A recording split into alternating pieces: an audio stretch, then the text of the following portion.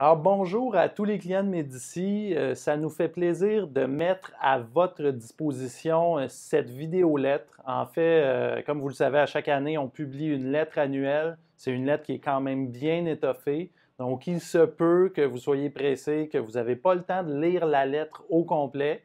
Bien, à ce moment-là, on vous invite justement à visionner cette vidéo-là. En 15, maximum 20 minutes, on essaie de faire le tour des différents points qui ont été discutés justement dans la lettre annuelle. Alors cette année, la lettre annuelle s'intitule Des rendements supérieurs à moindre risque. Est-ce possible? Et on va en parler un peu plus loin, vous allez voir. Mais tout d'abord, on va parler des résultats qu'on a obtenus durant l'année. Et non seulement durant l'année, mais depuis les débuts de Médici, parce qu'il y a plusieurs clients d'entre vous qui sont avec nous depuis les débuts. Et bien, pour ceux-là, on vous remercie de votre confiance. Donc, vous le savez, bon, depuis la fin 2008, en fait début 2009, un portefeuille de 500 000 de valeur a aujourd'hui une valeur de 2,81 millions. Donc, on parle de presque multiplier par 6 le capital en 11 ans. Et si vous comparez au barème comparable, donc la moyenne de la bourse canadienne et américaine, la bourse américaine évidemment ramenée en dollars canadiens, bien, un portefeuille similaire, investi en bourse, aurait amené une valeur de 1,67 million. Alors, c'est quand même un bon écart là, sur 11 ans. On parle de 1,14 million de dollars sur 11 ans. Donc, ce n'est pas de l'argent de poche, c'est une différence importante. Alors, si on rapproche un peu la loupe et on regarde sur des horizons un peu plus précis, un peu plus faibles, bien, en 2019, nos clients, en moyenne, investis à 100 en actions, ont réalisé un rendement de 36,4 et ça se compare au barème de 23,5 donc une valeur ajoutée de 12,9 donc la différence entre 36 et 23. On demande à nos clients, évidemment, de nous évaluer sur une période qui est plus longue, une période de 5 ans, parce que ça permet justement à notre valeur ajoutée de mieux émerger dans le temps que sur une période aussi courte qu'une année. Alors, dans les 5 dernières années, ça a été un rendement annualisé de 14,4 par rapport au barème de 10 valeur ajoutée de 4,4. Et bien, sur 11 ans, vous l'avez vu tantôt, 17 annualisé versus 11,6 pour les marchés, une valeur ajoutée de 5,4. Alors, sur à peu près tous les horizons, la performance est bonne. On est très content. Il y a peut-être quelques rappels d'usage à se donner avant d'entrer vraiment dans l'analyse de l'année 2019, puis c'est les principes de Médici. Alors, il y a 3 principes de base sur lesquels on est centré, toute l'équipe chez Médici. Le premier, c'est la transparence. Donc, quand vous faites affaire avec Médici, il n'y a pas de frais cachés. On a le rôle de conseiller et de gestionnaire, les deux en même temps, parce qu'on veut justement pouvoir répondre le mieux possible à vos questions. Et on s'assure d'avoir des communications qui sont franches et directes. Par exemple, par une vidéo comme celle-là, mais on vous rencontre individuellement à chaque année pour s'assurer de réviser vos objectifs, pour s'assurer que vous allez les atteindre. Alors ça, c'est le pilier numéro 1, si je peux dire, c'est la transparence. Le deuxième, c'est la responsabilité ou, pour le commun des mortels, l'imputabilité. Alors, ben, vous savez, nous, chez Médici, on mange ce qu'on cuisine. Donc, si vous en avez dans votre portefeuille à titre de client, c'est parce qu'on en a personnellement, les employés, les associés dans notre portefeuille. Donc, on ne vend pas des produits auxquels on ne croit pas et qu'on ne mettrait jamais dans notre propre portefeuille. Au contraire, on investit dans des sociétés qu'on aime et on les aime au point où on veut investir notre propre argent dedans. Et on pense que ça nous rend beaucoup plus imputable que beaucoup d'intervenants dans l'industrie qui n'oseraient pas faire ça. Le troisième pilier, c'est une approche personnalisée. On l'a dit tantôt, on vous rencontre individuellement. Chez Médici, on travaille en équipe, donc il n'y a pas de silo. Ce n'est pas lorsque vous appelez, par exemple, chez une grande institution où on va vous mettre en attente et vous ne serez pas capable toujours de parler à la bonne personne. Donc, très rapidement, si vous nous appelez, vous allez être capable de parler rapidement à un gestionnaire. Puis c'est comme ça, on veut que ça reste comme ça dans le temps. C'est pour ça qu'on l'a mis par écrit puis on le communique à toute l'équipe. En échange de ces principes-là qu'on cherche à vous garantir, si je peux dire comme ça, il y a certains facteurs d'adhésion qu'on demande aux gens qui veulent devenir clients chez Médicis.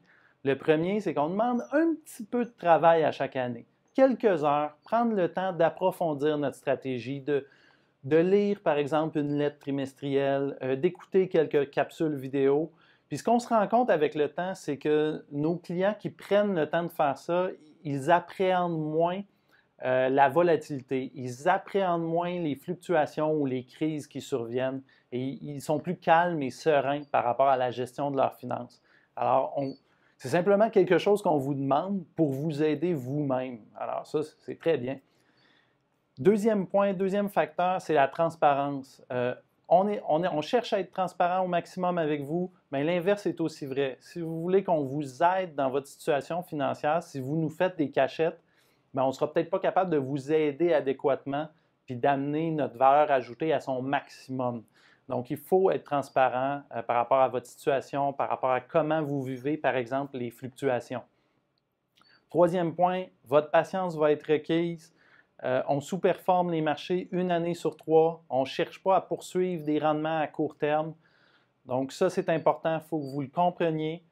Puis, quatrième point, bien, on ne cherche pas justement à prédire les crises. Nous, on prend pour acquis que demain matin, il va y en avoir une crise et on fait notre sélection de titres en fonction de ça.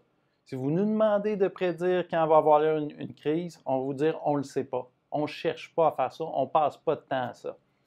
Et le dernier point, on vous invite, comme mentionné plus tôt, à nous évaluer sur une période de 5 ans. Pas sur 6 mois, pas sur 1 an. On pense que c'est trop court. Puis justement, si on n'embarque pas là, dans les modes, là, bien, des fois, on va sous-performer les marchés. C'est correct, on vous demande de l'accepter puis de tourner votre regard sur le rendement à long terme. Alors, ça fait le tour pour les principes et les facteurs d'adhésion. On tombe maintenant dans la partie du portefeuille d'actions. Alors, qu'est-ce qui s'est passé cette année, en 2019, dans le portefeuille d'actions? Bien, ça a été une superbe année, hein, on l'a vu, 36 %, c'est superbe. On a entre 15 et 20 titres dans le portefeuille, je n'ai pas le nombre exact dans ma tête, mais on a 12 titres en 2019 qui ont fait plus que 20 % de rendement total. Donc, le gain non réalisé et le dividende reçu, s'il y a un dividende. On a 2 titres, un qui a eu un rendement négatif de 7 % et un autre dont le rendement a été nul. Et les autres titres dans le portefeuille, c'est des titres qu'on a acquis en cours d'année. Donc, ça a très bien été de ce côté-là. On estime que nos entreprises, en moyenne, ont augmenté leur valeur économique de 11 % alors qu'elles ont monté en bourse de 36 %. Alors là, vous allez dire, bon, bien, les titres sont rendus chers, là, ils ont monté beaucoup plus que leur réelle valeur. Bien là, il faut mettre un peu dans le contexte. En 2018, donc l'année précédente, notre rendement en bourse a été de 3 % et on estimait à ce moment-là que les titres avaient pris en valeur économique en moyenne 15 %. Donc, il y a un peu un retour du balancier cette année, mais on est d'avis, puis quand on s'en parle, l'équipe Médicis, on est d'avis que la bourse est quand même chère. Les opportunités qu'on voit sur notre radar sont la plupart du temps assez chères et ça fait en sorte qu'on a plus d'encaisse dans le portefeuille. On continue de suivre nos entreprises de près. On pense que c'est des bonnes entreprises, autant celles qu'on a dans le portefeuille que celles qu'on ne possède pas. Et on attend un prix raisonnable justement pour déployer le capital. Et ça se peut, si la bourse continue de très bien faire, qu'on ait plus d'encaisse. C'est possible.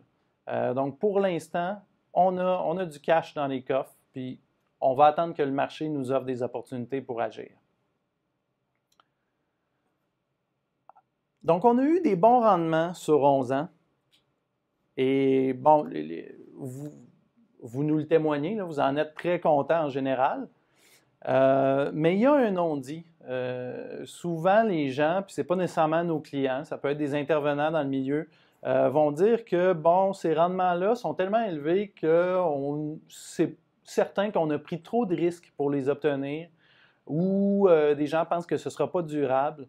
Il y a même certains de nos clients qui nous ont fait la confession qu'ils étaient gênés de parler de nous à d'autres personnes de leur entourage. Ça peut être parce qu'ils ne veulent pas attiser un sentiment de jalousie, parce que c'est dur faire des très bons rendements en bourse de façon durable. Il y a peu de gens qui accèdent à ça. Puis des fois aussi, les gens, les quelques personnes à qui on a demandé vont nous dire, ben, j'aime pas parler des bons rendements que j'obtiens parce que je ne veux pas susciter un sentiment d'incompréhension. Donc souvent, ce qu'on rencontre, c'est que la personne en parle et l'autre personne n'y croit tout simplement pas et ça fait une discussion qui est un peu désagréable. Alors nous, ça fait depuis 2008 qu'on existe, puis on se bat contre ça depuis notre fondation. Et notre message aujourd'hui, et dans notre lettre, c'est de vous montrer à quel point on a pris moins de risques pour atteindre ce rendement-là. Ce n'est pas vrai qu'on a pris plus de risques. Au contraire, on en a pris moins. Évidemment, il y a notre stratégie d'investissement qui est bien documentée, qu'on vous communique régulièrement, mais en plus de la stratégie, on dirait qu'il y a trois facteurs assez distincts chez Médicis qui permettent ces rendements-là à moindre risque. Le premier, c'est notre façon de penser.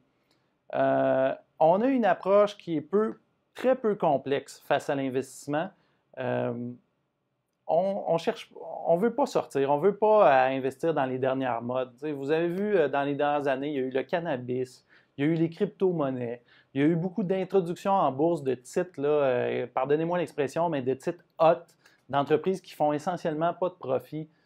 Bien, les rendements que vous avez obtenus, il n'y a rien de ça. On n'a pas spéculé sur les dernières modes, on a juste accordé notre attention à acheter des bonnes entreprises profitables qu'on estime qu'on peut comprendre. Et on met beaucoup au comité d'investissement d'accent sur les risques. On se pose toujours des questions d'abord sur les risques. C'est quoi notre risque de perdre de l'argent? Et ensuite sur le potentiel de rendement. Et ça, c'est très important, c'est ancré dans notre culture. Et bien, on l'a dit tantôt, mais on gère comme si demain matin, il y avait une récession. Puis c'est pas parce qu'on ne sait pas quand il va y avoir une récession qu'on ne peut pas se préparer en fonction de ça. Donc, à chaque semaine, on se pose la question, s'il y a une récession la semaine prochaine, est-ce qu'on est à l'aise avec ce qu'on a dans le portefeuille? Et si la réponse n'est pas oui, bien, on va faire des changements, c'est évident. Le deuxième facteur distinctif, c'est nos choix d'entreprise. Bon, vous les voyez quand vous vous loguez dans le système pour voir les détails de vos titres. C'est des entreprises qui sont très résilientes, qui ont des bons bilans. On estime qu'à peu près le 2/3 des entreprises n'ont pas de dette ou presque pas de dette. Et la plupart de celles-là ont beaucoup d'encaisses dans les coffres. Souvent, c'est des milliards de dollars. Alors, on est très solide. S'il arrive un recul de marché, là, nos entreprises ne sont pas en position difficile. Au contraire, ils sont en position de force. Ils vont pouvoir gagner des parts de marché. Puis ça fait quand même plusieurs années que le marché va bien, qu'il n'y a pas eu de récession. Donc, si demain matin, il y a une récession, il y a des entreprises non profitables qui, elles, vont avoir de la difficulté. Et là, ça va être nos entreprises qui, on le croit, vont en profiter. Est-ce que ça veut dire que les rendements vont être meilleurs à court terme? Pas nécessairement. Ce que ça veut dire, c'est que sur un horizon de quelques années, nos entreprises vont être résilientes et vont continuer de bien performer. Et le troisième facteur distinctif, c'est nos pratiques. Vous savez, on achète des entreprises. Nous, on n'achète pas des cours boursiers qui vont fluctuer. On ne cherche pas à regarder les graphiques pour dire « Ah, selon le graphique, ça va monter, alors on achète ça ». On n'est pas des mathématiciens. On ne cherche pas à calculer tous les écarts types dans les cours boursiers et dire si c'est risqué ou pas risqué. Nous, on investit en bourse comme un entrepreneur va acheter une entreprise au complet. C'est juste que la différence, c'est que nous, on achète une partie de l'entreprise puis on achète ça en bourse parce que c'est très facile à transiger de cette manière-là. Mais on a vraiment la même mentalité que celle d'un entrepreneur. Et ça fait en sorte que quand on achète une entreprise, c'est parce qu'on a fait des centaines d'heures de recherche dessus. Puis vous le savez, on l'achète aussi pour nos portefeuilles personnels.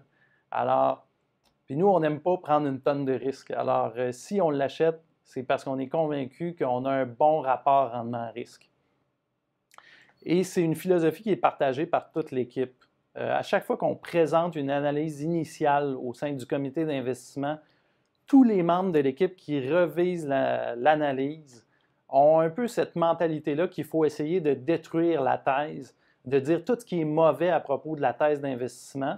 Comme ça permet au comité de faire surface sur tous les risques qu'on pourrait ne pas avoir pensé de la thèse d'investissement. Alors, pour cet ensemble de raisons-là, nous, on ne croit pas, au contraire, que les rendements significatifs qu'on a eus s'accompagnent de plus de risques, mais on pense au contraire qu'on a pris moins de risques pour atteindre ce rendement-là. Si on tourne notre lentille vers le portefeuille de revenus fixes, la situation continue d'être difficile. Les taux d'intérêt sont très bas. Vous voyez ici, on a un tableau 1,1 %, c'est le taux d'intérêt à maturité d'une obligation canadienne à échéance dans 10 ans. Et ça, c'était au pire moment en 2019, là, en août 2019. Donc, c'est vraiment très faible. Pour ceux qui sont habitués d'investir dans les actions, c'est comme si vous achetiez une action d'une entreprise à 91 fois les profits sans aucune possibilité de croissance. C'est un titre à revenu fixe. Le coupon est fixe. Donc, le coupon ne va pas augmenter avec les années. Donc, c'est extrêmement cher et ça rend notre tâche très difficile d'identifier des titres à revenu fixe qui sont intéressants. Dans ce contexte-là, qu'est-ce qu'on fait? On se tourne vers des titres à revenu fixe qui sont un peu moins traditionnels. Donc, vous le voyez ici, les actions privilégiées et les debentures convertibles. Surtout les actions privilégiées cette année, elles ont connu un recul important au Canada qui est similaire au recul qu'on a vu en 2015 lorsqu'il y a eu une courte récession au Canada. Donc, on était très heureux de voir ce recul-là, puis on en a profité pour améliorer certaines positions, certaines participations dans le portefeuille de revenus fixes. On a deux titres qu'on a vendus au cours de l'année. Premièrement, une debenture convertible d'Orel Industrie d'Orel, qui a fait 8,1 % de rendement annualisé. Et Morneau-Shepell, où on a obtenu 9,2 % de rendement annualisé. On va revenir sur le code d'Orel un peu plus tard. Donc, ça fait le tour du portefeuille de revenus fixes. On tombe dans les erreurs et les bons coups. Donc, cette année, c'est dur de déterminer si on a fait une erreur dans une année où on fait 36 % de rendement. Okay? Tout a bien été, puis il n'y a rien d'apparent. Alors, on prend toujours la fin de l'année pour faire un exercice d'introspection. En fait, on regarde les années précédentes. Est-ce qu'il y a des décisions qu'on a prises qu'on aurait pu prendre une meilleure décision finalement? On n'a jamais transigé de titres internationaux, c'est-à-dire à l'extérieur du Canada et des États-Unis. Et on veut commencer à le faire parce qu'on a étudié quelques entreprises en 2019 qu'on trouve intéressantes. Mais pour ce faire, il fallait vous communiquer 2 mois à l'avance ce changement-là parce que ça affecte le contrat, la convention de gestion qui nous lie, vous et nous.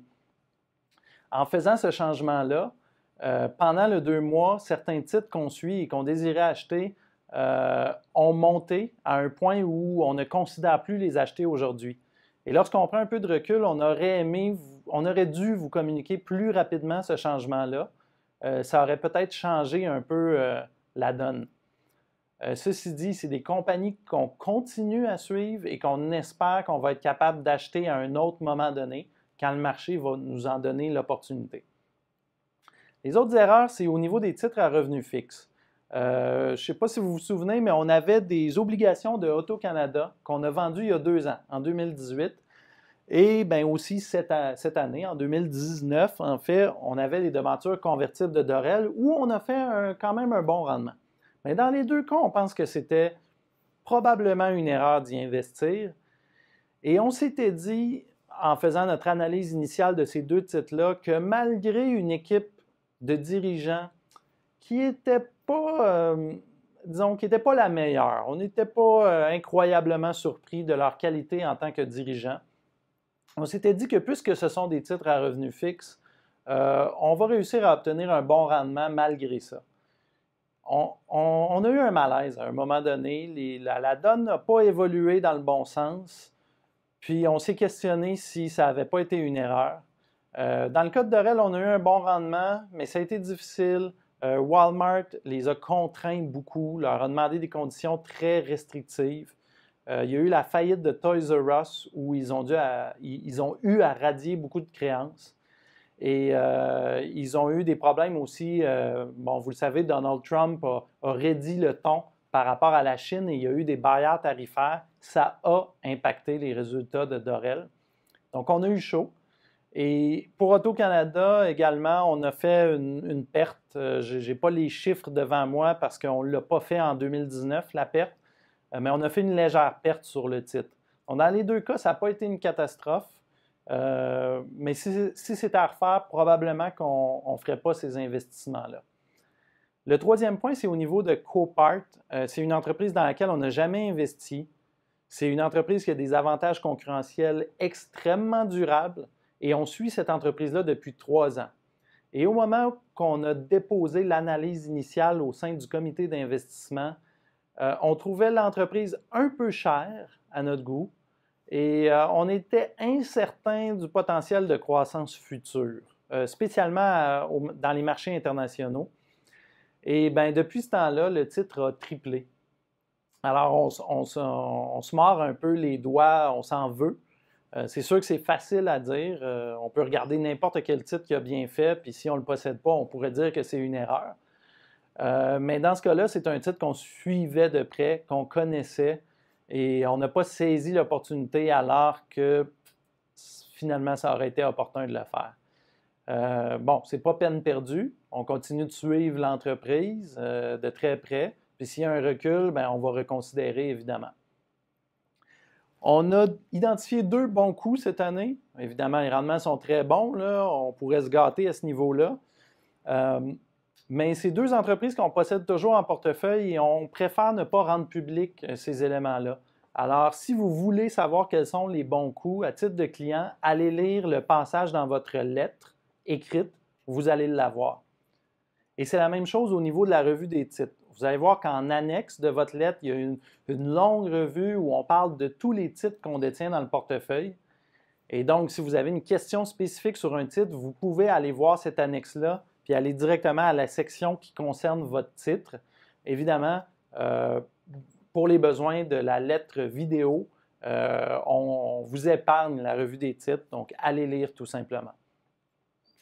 On tombe dans la partie un peu moins agréable, qui est les impôts. Hein. On dit souvent qu'il y a 2 choses de certaines dans la vie, la mort et les impôts. Donc, Boyd Group, le 1er janvier 2020, s'est converti en société par action. Ce que ça fait, c'est que le gain en capital que vous avez dans un compte non enregistré devient imposable. Aux yeux du fisc, c'est un peu comme si vous aviez vendu le titre et vous avez immédiatement racheté le titre de la société par action. Donc, vous le savez, on a acheté le titre pour la première fois en 2014 à 44 $. Aujourd'hui, il s'échange à 210 $. Alors, c'est un gain en capital important. On aurait préféré ne pas subir ce gain-là, continuer de différer l'impôt, mais la conversion pour laquelle on a voté contre est chose faite, malheureusement. Alors, vous devrez, c'est un événement fiscal qui arrive durant l'exercice 2020, c'est au 1er janvier 2020. Alors, vous pouvez aller vérifier le gain en capital que vous avez réalisé et il y aura un montant d'impôt d'une certaine importance à payer lorsque vous ferez vos impôts de l'exercice 2020, donc en mars ou avril 2021. Au niveau de l'équipe Médicis, il y a eu quelques développements cette année. Yannick Clairoin et Carl Benjamin ont obtenu leur titre de gestionnaire de placement agréé, ce qu'on appelle traditionnellement le CIM. Alors, on est très content de ça. Donc, leur cheminement académique se poursuit.